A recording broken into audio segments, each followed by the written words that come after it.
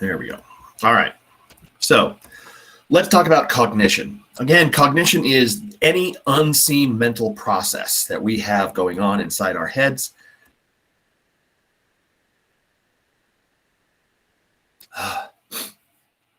So when we talk about it, we're talking about lots of different things. And one of the things that you have to realize and understand is that when we are thinking, we are processing mental images.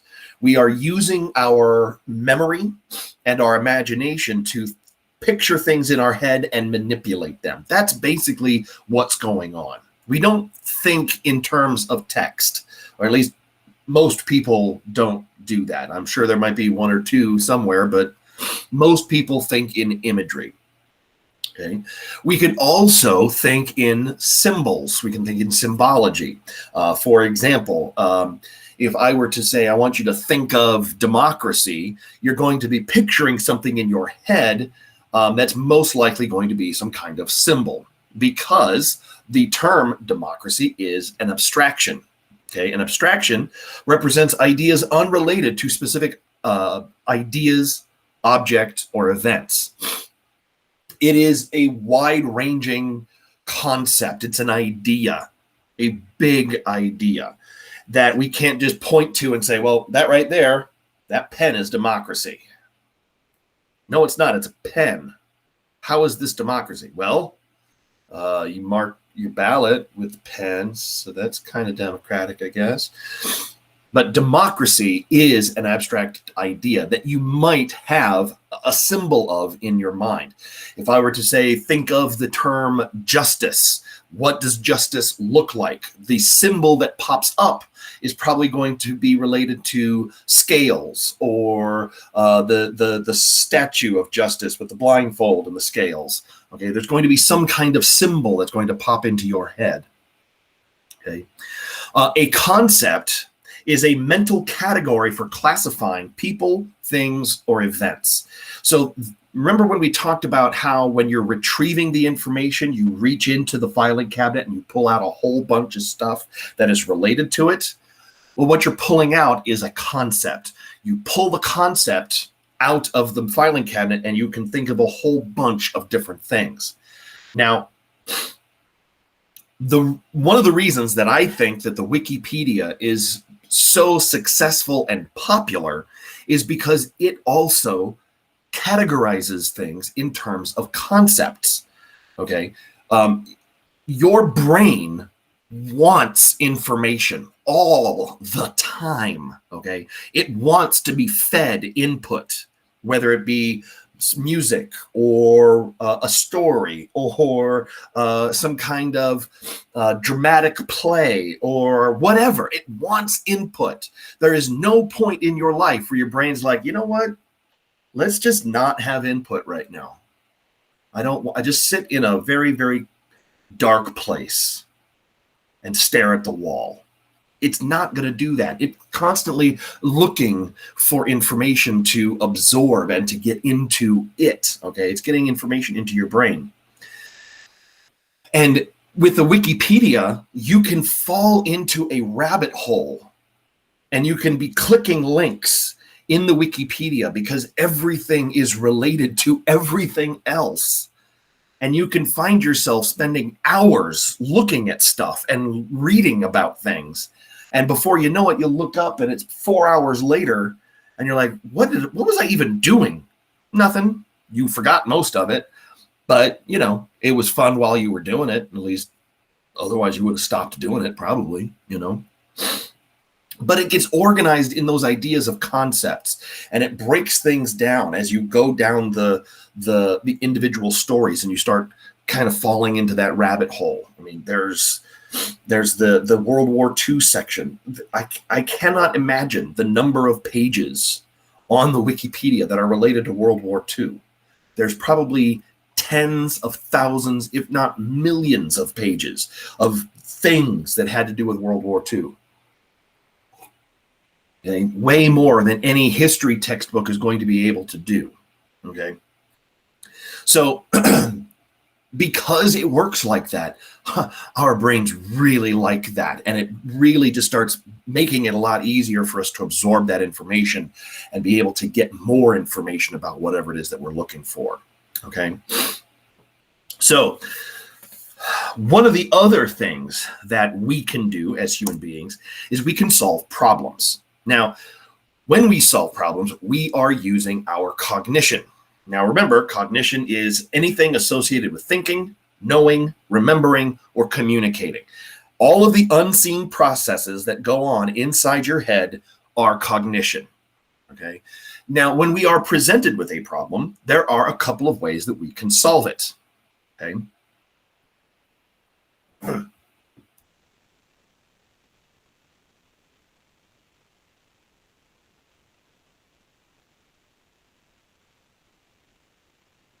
This low pressure system is driving my allergies crazy.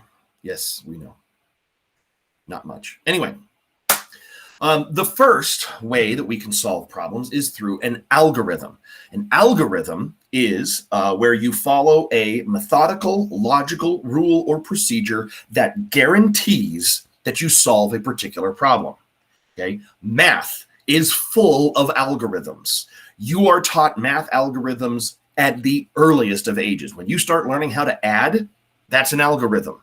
You are following a recipe. You are doing it the way you're supposed to be doing it. Okay. A tax form that you have to fill out once you start, having a job. Guess what? That's an algorithm, and it will tell you exactly how much you owe in taxes. Another example of an algorithm is a recipe.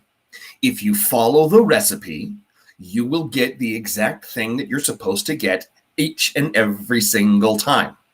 So my problem is I don't have any chocolate cake. I need chocolate cake. How do I get a chocolate cake? Well, if I follow this recipe, I will make a chocolate cake. And it will come out exactly the same every single time. The problem with algorithms is that they are slow. And it takes a lot of time and energy and effort to make sure that you're following all of the recipe exactly, or you're following the math problem exactly. So we have another way that we can solve problems, what we call a heuristic. Now, when we use a heuristic, we're using kind of a shortcut. We're basically taking the algorithm and we're cutting out the bits and pieces that we don't think that we really need that much. And we're kind of using rules of thumb. Okay. So in the example of the chocolate cake, it says I need 4 ounces of chocolate. Now I can measure out 4 ounces of chocolate, or I can eyeball it. Now that looks like 4 ounces. Good enough. That would be me turning an algorithm into a heuristic. It says to bake at 350 for 40 minutes. I'll just turn the oven on and, I'll check on it every now and again. If it takes 40 minutes or 50 minutes or 20 minutes, I'll just be checking on the chocolate cake. Again, that makes it into a heuristic. You can also do the same thing using math problems, okay? Heuristics in math, if you have memorized that 2 + 2 = 4, then you don't need to sit down and actually show your work. You just have to say it's 4. 2 + 2 is 4. How do you know that? I know that. I don't need to follow the recipe. I don't need to follow the algorithm. I just need to tell you that it's 4. I know it's 4. That is a heuristic. Now, the problem with heuristics is that they can fail you sometimes. Let me give you an example. Before my grandmother died, one of the things that she was famous in our family for was making cinnamon rolls. The cinnamon rolls that she would make were amazing. And before she died, my sister sat down with her and had to write out the recipe because she had not followed a recipe in the better part of about 30 years. Okay, so she didn't have the recipe anymore. She just knew how to do it. It was just kind of something that she did. And so creating a recipe for it, my sister had to sit down and go, okay, what do you do first? Okay, do this first. Okay, how much of that do you need? Well, you need this much. or, you need about this much. Okay, about this much flour, about this much yeast. Okay. So my grandmother made cinnamon rolls, I think, on a weekly basis throughout my dad's childhood. Okay, so every week she would make a batch of cinnamon rolls, and by the end of the week they would be gone, and she'd make another batch of cinnamon rolls. She was just always making cinnamon rolls. That's why she got so good at it. She didn't need the recipe anymore. Because if I make a chocolate cake from that recipe, I'm eventually going to not need that recipe anymore because I got it. Okay, making a chocolate cake is not hard. Okay. One time, she made the cinnamon rolls, but she forgot the cinnamon. She didn't put the cinnamon in with the brown sugar, and so that when you rolled it up, it was just brown sugar. And she baked them and brought them out of the oven and noticed it kind of smelled different. Not bad, but just not the same. And then she ate one. It was like, these are kind of bland. And oh my God, I forgot the cinnamon. That's when she realized it. So what she did to cover up what she forgot was she just sprinkled the cinnamon on the top of the cinnamon rolls. So that meant for the rest of her life, every time she made cinnamon rolls, my dad would look at her and say, did you remember the cinnamon this time? Yes, I remember the cinnamon this time. And as a matter of fact, whenever I make cinnamon rolls from the recipe, and I tell my parents, hey, I made grandma's cinnamon rolls, they always ask me, did you remember to put the cinnamon in them? I didn't even do that. That was grandma, okay? And she's dead. Why are you blaming this on me? I wasn't even there. I hadn't been born yet. I know, it's funny that she forgot the cinnamon, okay? Because she was using a heuristic and not an algorithm, she left out a vital part of the cinnamon roll process. And that's the problem with the heuristic, okay?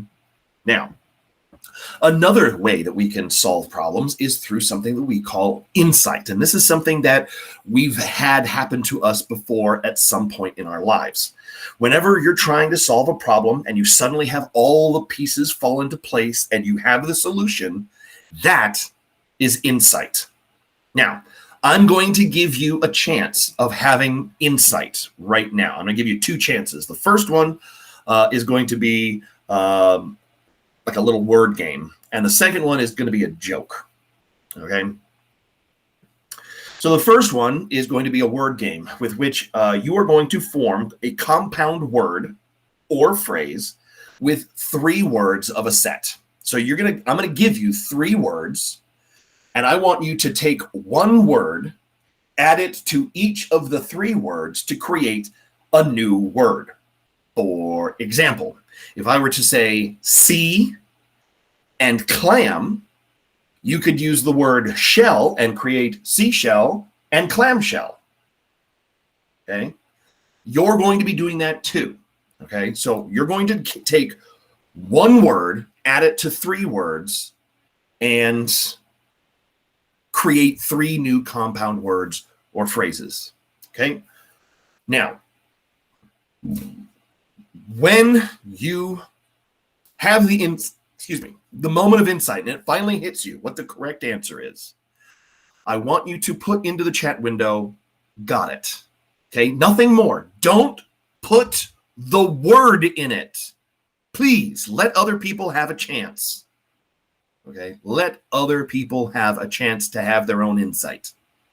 Okay? And I say that because every year that I've ever done this, usually when we're doing it face to face, somebody shouts it out. Oh, it's this. It's like, you dumbass. So don't shout it out into the thing. Just say, I got it. Great. Okay. So here are the 3 words. Remember, you're going to pick a word, add it to the 3 words to create 3 new words or phrases. All right. So we've got pine, crab, and sauce. Try to come up with one word when added to those 3 creates 3 new compound words. And when you think you got it, put got it. And I'm going to give you about maybe a minute or two, and then I'll give you a hint. So if you're struggling, I'll give you a hint, and then we'll see if we can get more people to get it.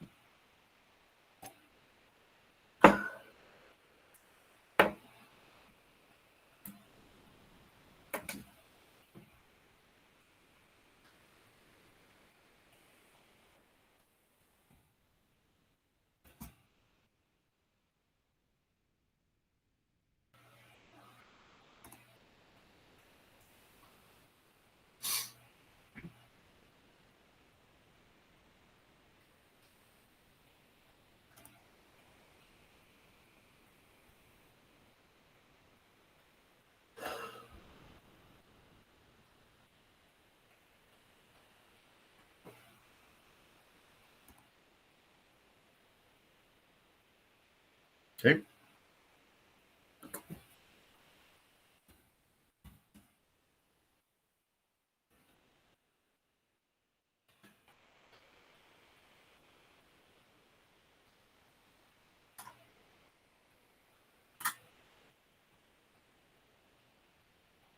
All right, for those of you who are still trying to figure it out, here is the hint. The hint is fruit. Fruit.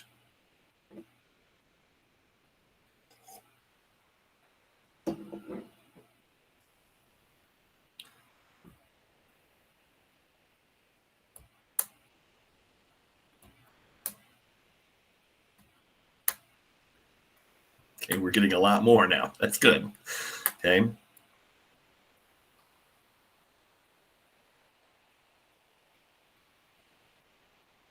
You got lit? Wow. Probably shouldn't say that in the chat window. Or is that two eyes? No, it's two eyes. Sorry.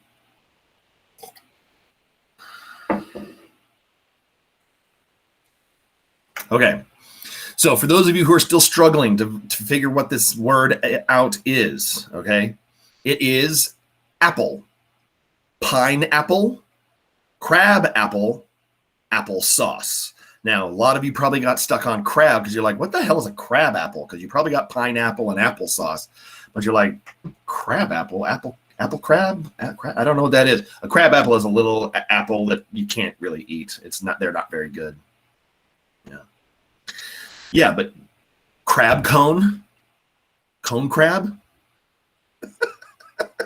that's not a thing. All right.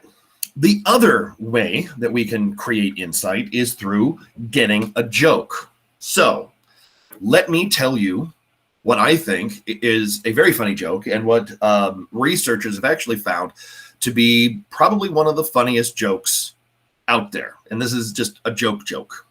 Okay. And it's not like, oh, it's going to make you fall over laughing, but it is going to make you think for a second. You're like, oh, yeah, I get it. All right. Sherlock Holmes and Dr. Watson were going camping. They pitched their tent under the stars and went to sleep. Sometime in the middle of the night, Holmes woke Watson up and said, Watson, look up at the sky and tell me what you see and what you can deduce.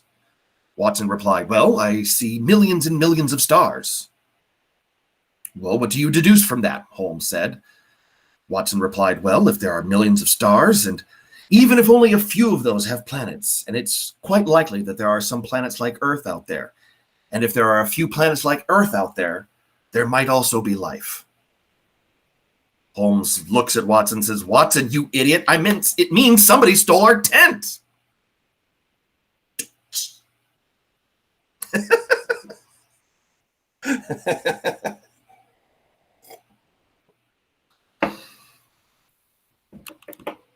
Okay. Or two hunters are walking through the forest. One of the hunters clutches his chest and falls over. He's looking blue and he's not doing well. And the other guy panics and calls 911. The 911 operator picks up the phone and says, 911, how can I help you? And the second hunter says, oh my God, my friend is dying. I think he might be dead. And the 911 operator says, oh, okay, calm down, sir. I'm going to be able to help you. Let's make sure that he's dead. And so the second hunter leaves the phone down for a second. The 911 operator hears a gunshot. And the second hunter comes back and says, okay, now what?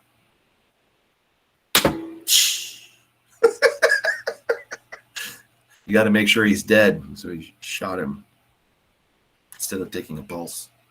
It's funny that way. All right. So whether you got the insight with the crabapple, pineapple, applesauce, or the joke, what we can see inside an fMRI, or a functional magnetic resonance image device, which basically measures, can see inside your skull and measure activity, is that while you're thinking about it, the frontal lobe of your brain is lighting up like a Christmas tree. There's lots and lots of activity happening in your frontal lobe. And then the moment that everything falls into place and you finally have the correct answer, your right temporal lobe, right behind your right ear, will light up. Got the second joke. Somebody stole their tent. Watson made some kind of grandiose assumption about the universe, but Holmes just wanted him to realize that somebody stole the tent while they were asleep under it.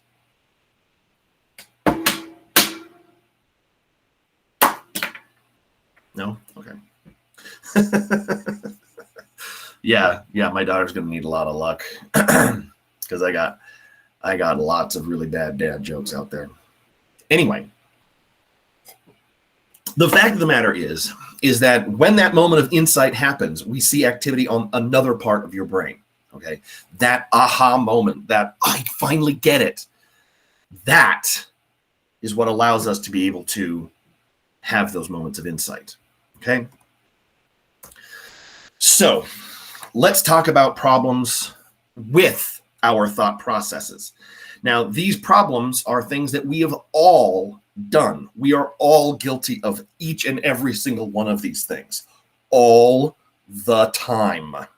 But being able to see through these thought deficiencies will allow us to be able to better support our own position and maybe even convince other people of our own position, or of our positions as well. So first and foremost, when we are experiencing something, the quicker and easier the information comes to mind, the more that we are going to come to depend upon that. We call that an availability heuristic. An availability heuristic is when we base our judgments on how quickly and easily an event comes to mind.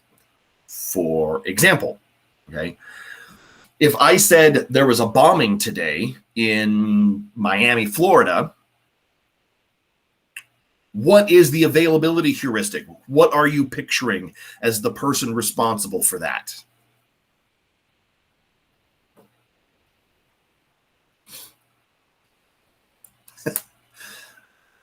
We'll talk about the change in that in just a second.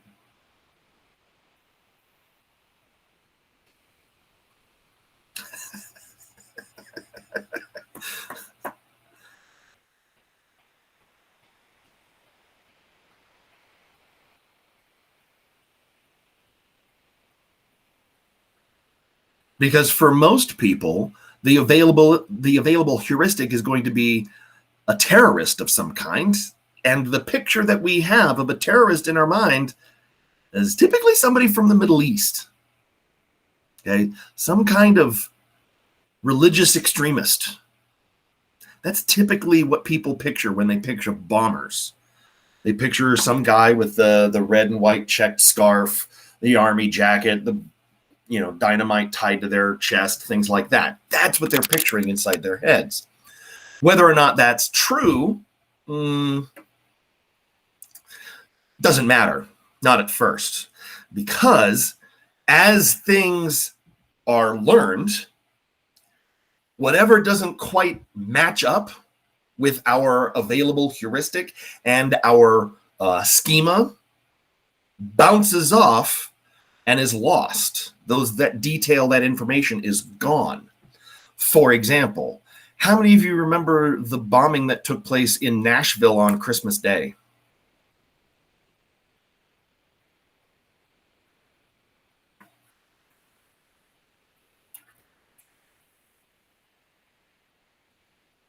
That many of you, huh?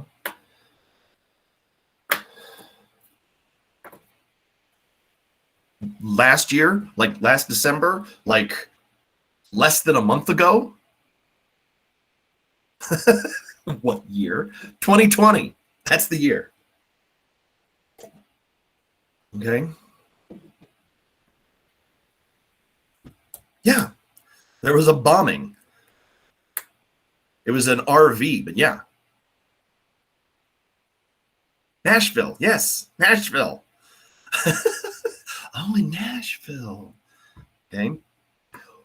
Why didn't that get larger play on the news? Well, a couple of reasons. Number one, the rest of the world at the end of 2020 was just a gigantic dumpster fire, and it was what could possibly happen next. And RV full of explosives in downtown Nashville was not on anybody's bingo card. Number two, the perpetrator, you nailed it, was white. Okay, so this is domestic terrorism. And before you start going, well, there's hardly any domestic terrorists. Oh no, there's a lot. A lot of them showed themselves 2 weeks ago at the Capitol. Yeah, that's domestic terrorism. Also, a couple of years ago, I think back in 99, 2000, something like that, there was another big moving van parked full of explosives in front of a federal building in Oklahoma City, and it blew up and it killed a lot of people. And we don't really talk about domestic terrorism as a persistent threat to American freedom because those are just angry white guys. Don't worry about them. Okay. Oh yeah, no, they found out who. They knew almost immediately because it was his RV. Yeah. The only reason why we haven't had more news about it is the fact that people have other things to care about, like ending 2020 and ending the Trump administration and the Capitol riot and things like that. I don't know. I don't even know that much about this one because up until about Wednesday, 9 a.m., I didn't watch the news because I was tired of grinding my teeth. So for about 4 years, I just stopped watching the news so that I could, sleep at night and not want to scream into my pillow. Anyway, now the problem with availability heuristics is that once we have formed an available heuristic in our mind, it solidifies, and it's very, very hard to change that availability heuristic. So the idea that a bomber could be anybody but some brown person from the Middle East, this kind of starts, it wasn't, and it just bounces off and fades away. Okay. It takes a lot of persistent evidence to change a person's available heuristic. Okay. And this is ultimately where stereotypes get created. It's that schema in our long-term memory and the availability heuristic in our brain working together to create stereotypes. And it's hard to break a stereotype. You have to be consistently bombarded with the opposite information, because as soon as that information gets reinforced again, the stereotype comes back stronger and stronger and stronger. Okay. Another problem with our thought processes is what we call fixation. This is where we get kind of stuck in a rut. If you've ever been confronted with, it could be a math problem or some kind of problem in your life, whatever, and you suddenly have just kind of tunnel vision, and there's only one way that your brain can put the information together. That is fixation, and fixation can lead to really, really bad things happening to you because it's making it more and more difficult to be able to do things quickly and efficiently. Okay.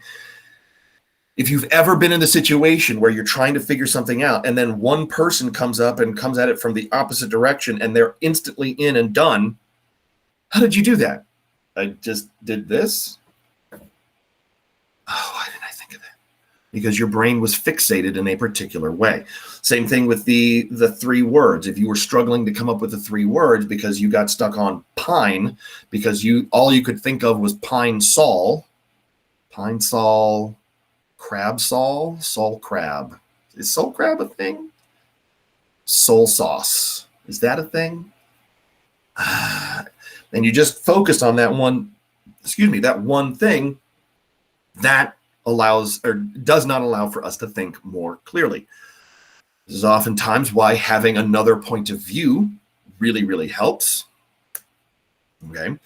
Also, it's why being able to go to sleep and wake up the next morning, oftentimes those problems will fix themselves by the time you wake up, because you've had time to stop thinking about it.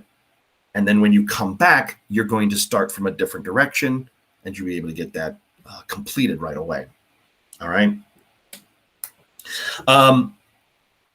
Confirmation bias. You can look out your window right now and see confirmation bias in action. Confirmation bias is the best example that I can give to you is if you've ever had an argument with somebody and you're right, okay? And so you finish the argument, but you're not done yet. You go out and you find information that proves you're correct.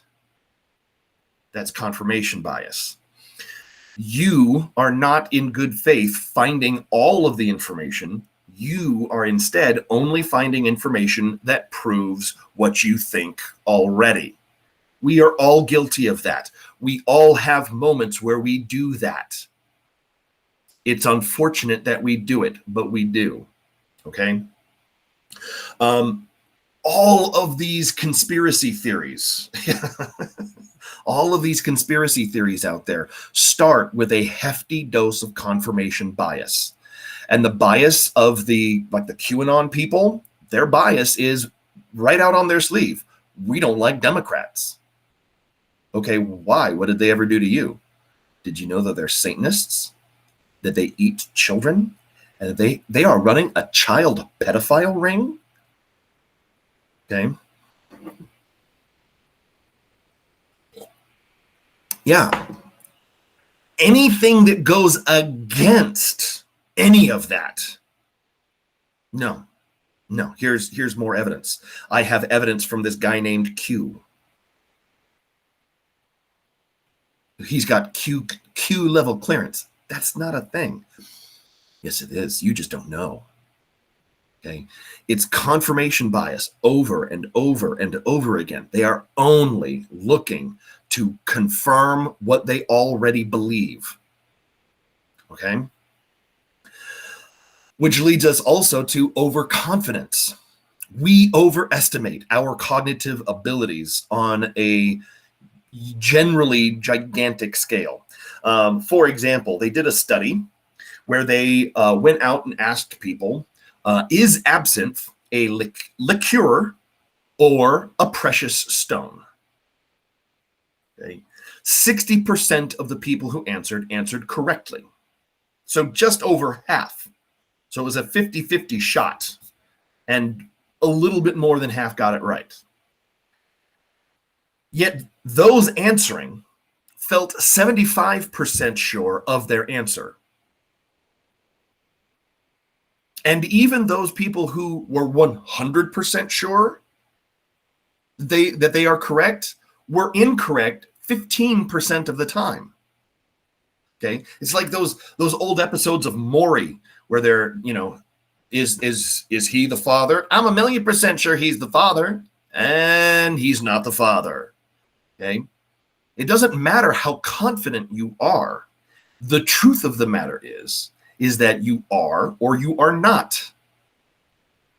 Okay, and so we are overconfident in our own intellectual abilities. The people who were wrong said, I'm 100% sure it is a precious stone. 100%. And then when they were told, actually, it's a liqueur. Oh, well, I didn't know. Then why were you 100% sure? I'm generally a smart person, I think. We overestimate our own abilities and our own ability to reason things. We do that a lot. A liqueur is an alcoholic beverage that is generally has a low ABV or alcohol by volume. So it's not like a straight, it's not like vodka or gin or tequila or something like that. but it is generally flavored. So it has lots and lots of flavoring, and it's usually added to cocktails. You don't usually, just drink the liqueurs because it'll make you sick really quick because it's got a lot of taste to it. Because it's not a liquor. Liquor is just anything with alcohol in it. A liqueur is the low alcohol by volume flavoring agent in cocktails. It's a coffee liqueur. Something like, I think that's how you spell it. I don't remember. Or I don't know. It's not spelt liquor. It's liqueur.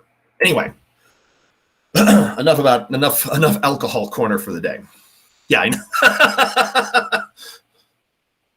This ain't coffee. Just kidding. It's coffee. Actually, it's decaf. But anyway.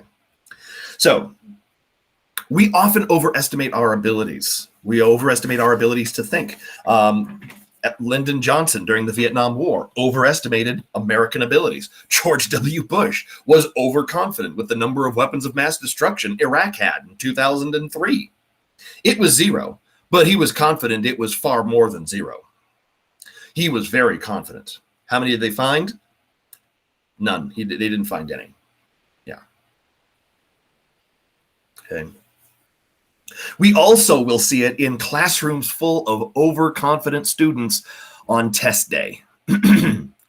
For example, every year, I tell my AP US History students, you're going to feel really confident when you're done with the AP test that you did really well. I want you to step back, okay? Come back to reality and understand probably didn't get a 5. More than likely. Okay? Yes, Layla, you did. And congratulations to you.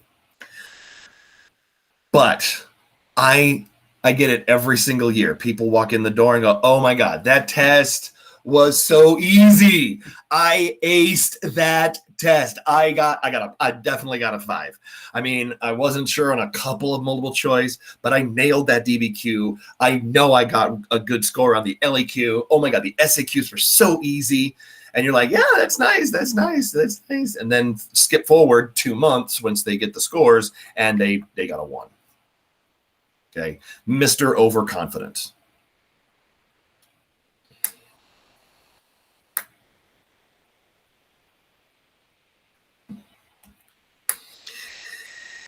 Anyway, here's the thing. Here's the thing with the AP tests. They're not trying to fail you. They're trying to show you how much you learned. So as long as you learned something about AP biology, you'll probably do okay. If you're not studying and you're not doing what you're supposed to be doing, and you're not doing well in the class, well, then you're not going to do well on the test. And, it's on you. But they always are trying to give people points. They want to give you points. Stop fighting it. Let them give it to you. Do what you're supposed to do. That's all I can tell you. That's all the suggestions I got. Excuse me. Now, that brings us to our next thought problem, and that is the problem of framing. Now, how you frame an issue that you are having, whether it be, possibilities of death or anything else like that, you can frame anything to get the answer that you're looking for. For example, let's say that I am a doctor and you are going to go under surgery. Sorry, but you're going to go under surgery. And I walk into the room and I'm like, okay, so here's the surgery that we're going to do. And there is a 10% fatality risk, meaning 1 out of 10 people who undergo the surgery will die. 10%. Okay. Now, I'm going to tell you the exact same thing. You're going to get this surgery, and there is a 90% survival rate. So 9 people out of 10 will live. Which one are you afraid of? Even though they are telling you exactly the same information, which one are you more afraid of?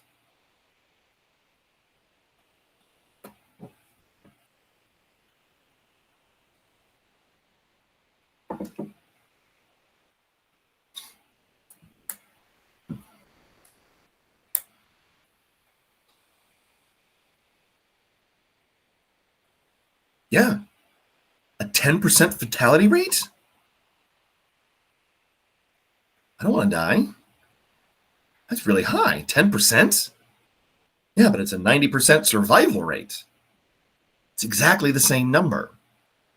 Politicians are really, really good at framing what they're saying to you so that you will agree with them no matter what they happen to be saying. For example, would you be more apt to support public aid for the needy? Would you be supportive of that? Public aid to the needy.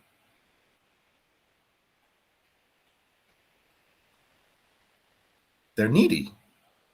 We should help them. Do you support welfare? Yes, needy would be homeless people. Okay. For a lot of Americans, the word welfare has this knee-jerk reaction of, oh no, welfare bad. Public aid to the needy. Oh, well, that's okay. Yeah, we should help those homeless people. I mean, that homelessness is a major problem that we need to tackle. Well, we should give them welfare. No, welfare bad. Okay. Yeah, welfare helps a lot of people. But in the 1970s and 80s, a small group of people began to make up stories about welfare queens. And so the modern tale of abusing the system came into existence. Yes, women were having child after child after child just to have more welfare. It wasn't a thing. And yet, if you ask a certain group of people, do you support this? And they say no, because of welfare queens. They'll abuse the system. So how do we help these people? Well, we've got to help the right people. And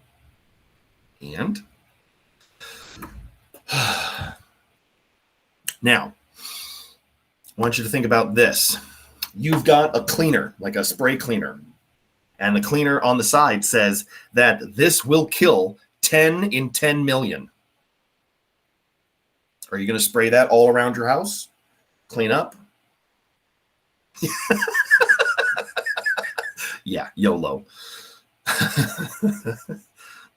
Or would you be more or less likely to spray that stuff all around your house if it said that it had a 0.0000001% fatality risk? Which one seems bigger? They're both exactly the same, but which one seems bigger?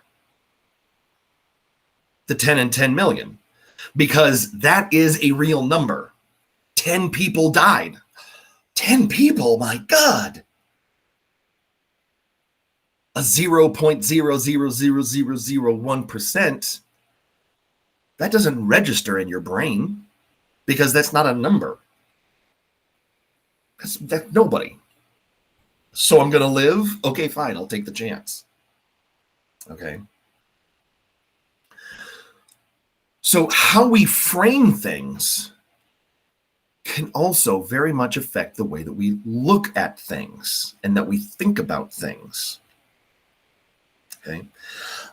Belief perseverance is another problem when it comes time for thoughts and thought processes. Behavior or belief perseverance is something that helps to fuel social conflict, generally speaking. the more we come to appreciate why our beliefs are true to us, the more tightly we cling to them. And I want you to think about all those people who flatly refuse to wear a mask to stop the spread of COVID. There's a lot of people out there who just like, no, I'm not going to wear a mask. You can't make me. A lot of those people are dying of COVID, but whatever. You did? Are you better now? As soon as they call my number, I will be there rolling my sleeve up going, okay, give me the shot. Yeah. I didn't let polio get me. I'm not going to let COVID. Anyway, so the idea is that they hold on to their belief that this is BS. All of these COVID lies. And it's a lot of these misjudgments and incorrect thought processes. It's confirmation bias. It's overconfidence. It's the framing of the problem itself. You know what has an even better tracker? You know what has an even better tracker? This tracks every single one of your movements. And you willingly give it up every day.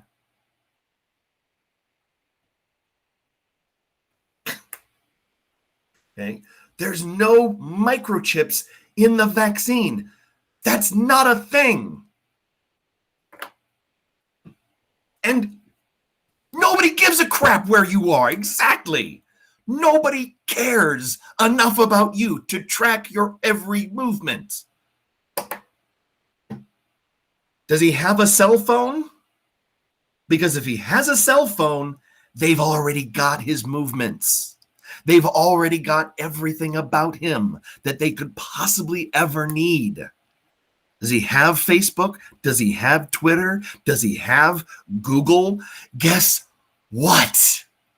They already know. And that's what drives me absolutely crazy. The Amish. And no one cares about the Amish.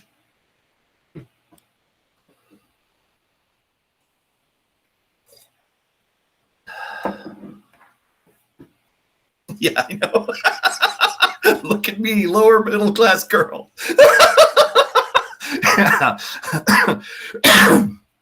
If Bill Gates wants to know where I am, it might be to give me a check. So I'll tell him. You just ask. I'll tell him.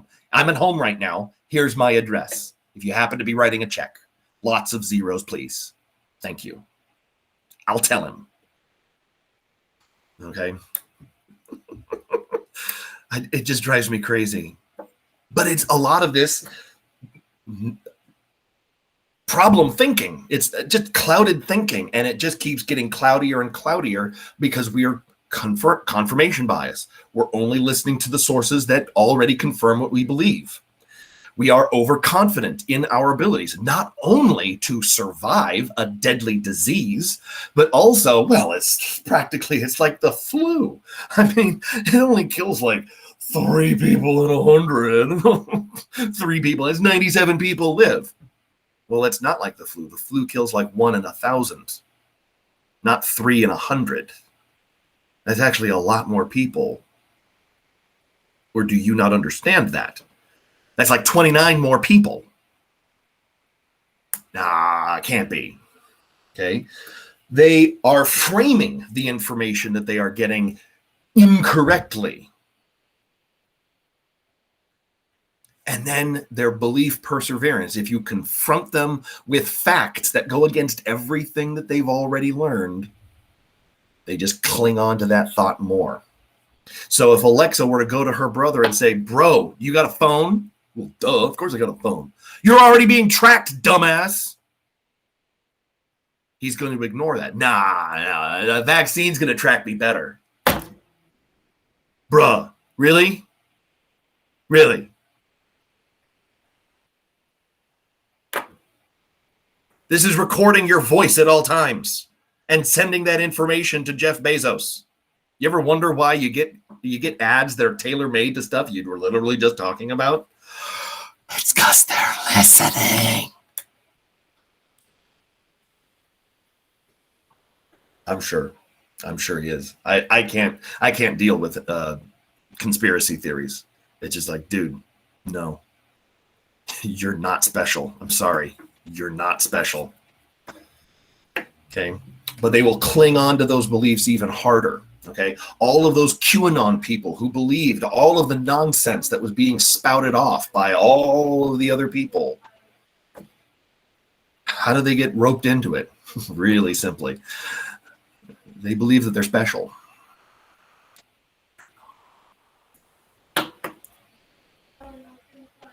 And the best part is that they're now realizing he didn't care about them in the slightest, like at all. The one person who stole their money, they gave it to them to build more border wall. They didn't do anything with it except, get yachts and have a good time. They stole their money, though he was supposed to face justice. Now he's not going to face justice. So he basically just stole money from his own supporters because he doesn't care about them. Yeah, there's a different flu vaccine every year because guess what? Viruses are alive and they mutate. So they're slightly different every single year. And you need to get the new flu vaccine. Just like this might mutate and be different every year, and we might need to get a flu and COVID vaccine. And if that's the case, I'm going to take it. You know why? I've made it this long. I don't want to die from COVID. Yeah. My favorite is the people who have said, yeah, I followed the president's orders. I went to the Capitol. I participated in the insurrection. Now I want a pardon. And he didn't give it to them. He didn't give it to anybody. They're all going to go to prison. They're going to go to federal prison because he left them out to dry because he doesn't care about anybody but himself.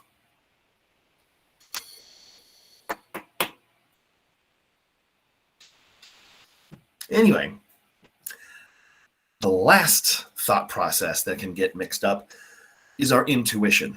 Intuition is that gut feeling that you've got where something doesn't feel right about this. I don't like this. It's not necessarily thinking that's going on inside your head. It is thinking inside your head. It's just kind of in the background. Something's not right about this. Our intuitive response enables us to act quickly because we are basing it on our past experience. Everything that we're doing it through our experiences. So when a problem comes up and we look to our experiences say, this is a virus. It'll be just like the flu. It'll eventually just go away. But that's not what happened this time because this is a different situation. Our experiences don't match the reality of the situation that we are currently in. And that's how intuition can damage our thought processes. Because as we sit down and go, well, I mean, if we just do the same thing that we've always done, we don't need to wear masks. I mean, I've never had to wear a mask for the flu. Yeah, but you should have. I mean, let's be honest. You should have been wearing a mask. And I'm really hoping that one of the things that comes out of this whole pandemic is the idea that when you're sick, wear a mask if you have to go out, and otherwise stay home. And if you're sick, don't go to work. Stay home, get better. I hope that's something that changes in American society because it's ridiculous that people feel it necessary to go to work even when they are really ill. Have I done that? Oh, yeah, I have. Should I have taken sick days? Oh, yeah, I should have. Okay. But am I going to take more sick days now? Yep.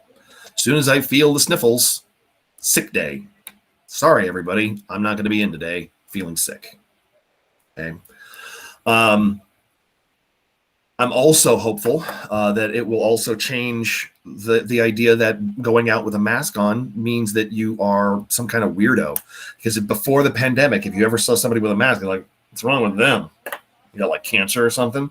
Hopefully now it's, well, I hope they're taking care of themselves. That'd be very nice. Now comes the depressing bit. I think because this is who we as human beings are going to miss the point, and we are instead going to learn a different set of lessons. And it's a set of lessons that are going to persist throughout your adulthood. Your children will not have the same reticence that you will have going out into the world. Because right now, how comfortable are you going to be when this is all over to go back to large crowds of people? Are you going to be one of the first people to go to a baseball game? Yeah, you got the vaccine, but probably not. Okay. You're probably going to say, you know what, I'll just watch it at home. How many of you are going to be ready to go back to a restaurant and sit in a restaurant and eat again? Probably not very many of you. You're not going to feel comfortable. Okay, unless, of course, they're putting up shower curtains around the booths. And even then,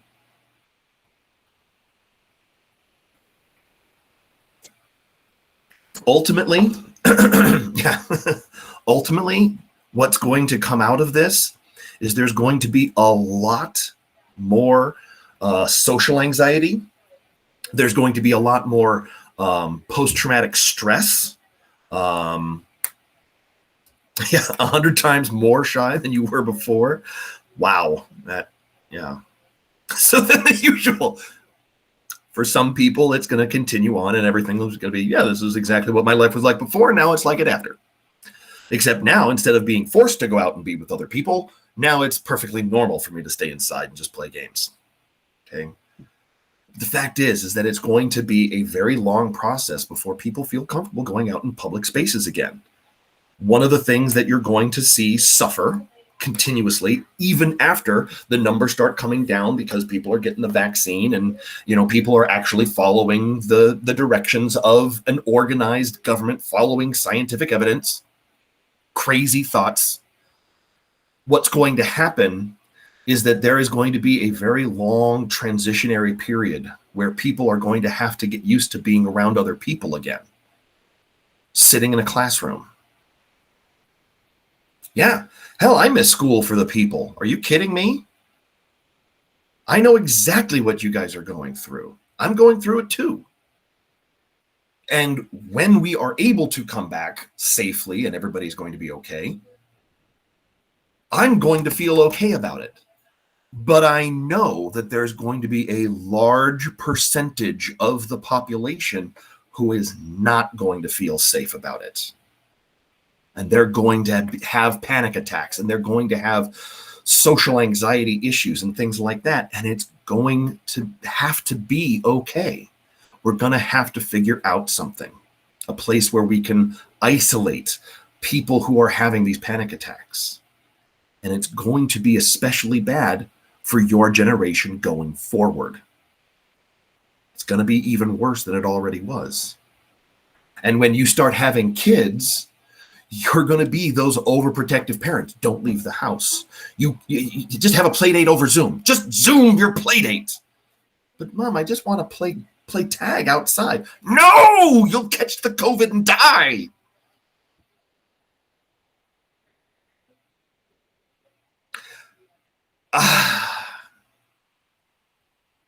There's a good chance for us to go back, I think, before the end of this year. No. But at the start of next school year, sure, I think so. I think there's going to be enough vaccine out there. There are new variations of the virus, but supposedly the vaccine takes care of those as well, so there's nothing to worry about. Yeah, it does suck for you guys. And every single day, I know how much it must absolutely suck. You didn't get homecoming, you're not going to get prom, you're not going to get, a normal graduation. That really, really sucks. What I hope happens, is that we are able to put together something for your senior class and last year's senior class, like a let's have a prom for both of the classes. If you want to buy a ticket, we'll have an open prom or something like that, for the people to actually have that experience, something like that. I don't know how that would work, but I think that would be something that would be really good for us to do. I think that would be a good idea, simply for the fact of to give you some of those experiences that you guys missed out on, because I feel bad for you. I really, really do.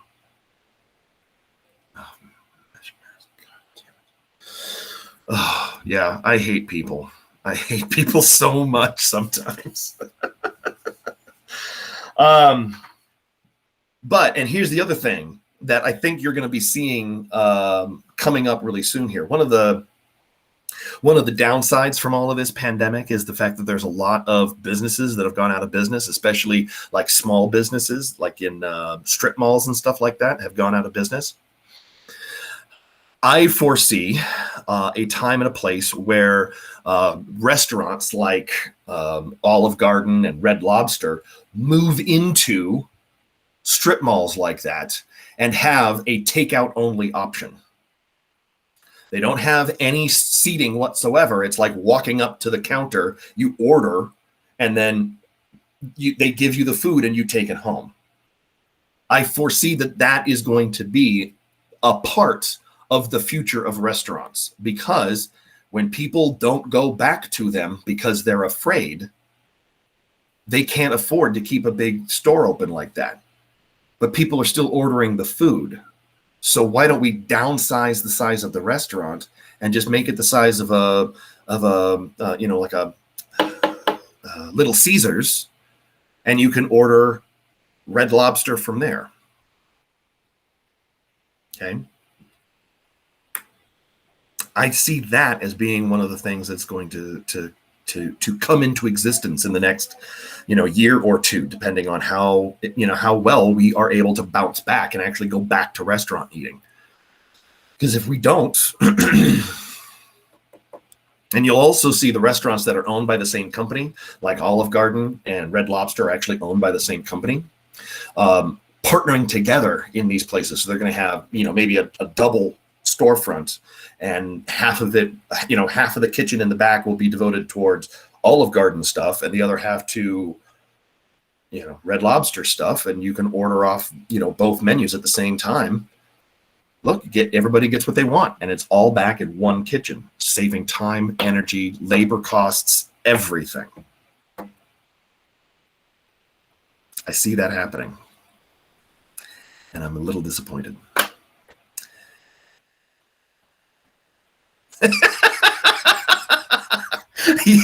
You'd be surprised how many people are counting down the days until they can get some of them cheddar biscuits.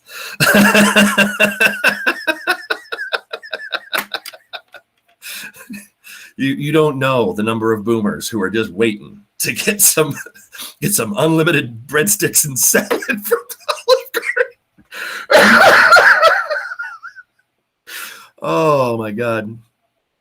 And the scary thing is I know my parents would be the first in line. Oh, where'd you guys go to eat for the first time after the pandemic? Oh, we went to Olive Garden. We got the free breadsticks and the salad. Oh.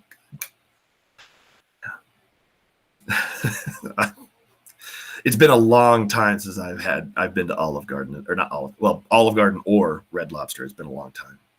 I don't even know where one is around here. No, I do. It's over by Ontario Mills. And now y'all are thinking, maybe I'll go to Olive Garden. All right. Once again, ladies and gentlemen, office hours are from 1 to 2 o'clock. We'll wrap up talk about cognition next week. Then we will have our review on Wednesday, and then Friday will be our unit test on memory and cognition.